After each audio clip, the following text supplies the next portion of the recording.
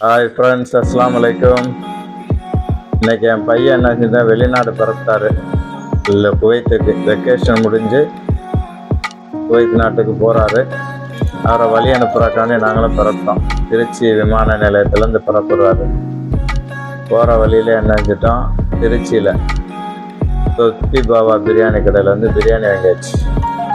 பிரியாணி வாங்கி வண்டியில் வச்சு சாப்பிட்டுட்டு மத்தியான சாப்பாடு வண்டியில் வச்சே முடிச்சிட்டோம். ஏன்னா அவருக்கு 4 மணிக்கு ஃப்ளைட்டு, 2 மணிக்கெலாம் ஏர்போர்ட் போகணும். ஏர்போர்ட்டுக்குள்ளே ரீச் ஆகிட்டோம். திருச்சி விமான நிலையத்தை பாருங்கள், புதுசாக புதுப்பிக்கப்பட்ட புது விமான நிலையம் எவ்வளோ அழகாக இருக்குன்னு. ஏற்கனவே இங்கேருந்து 2 தடவை போயிட்டோம். இதுதான் வீடியோ போடுறோம் இன்ஷா அல்லாஹ். எவ்வளோ அழகாக இருக்குது பாருங்கள். பழைய விமான நிலையத்தை விட இப்போ உள்ள விமான நிலையம் நல்ல வசதிகள், நிறைய வசதிகள்.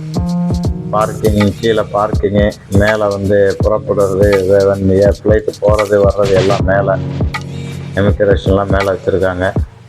தம்பி என்ன செஞ்சிட்டாரு, ட்ராலியெல்லாம் எடுத்து லக்கேஜ் எல்லாம் தூக்கி வச்சுட்டு எல்லாத்தையும் லைனாக சொல்லிவிட்டு பரவிட்டார். இல்லை நிற்கிறாரு. தன் தாயகத்தை விட்டு வெளிநாட்டுக்கு தான் தாய் தகப்பனுக்கான மனைவி மக்களுக்காக கஷ்டப்பட்டு உழைக்க செல்கின்ற எல்லாரும்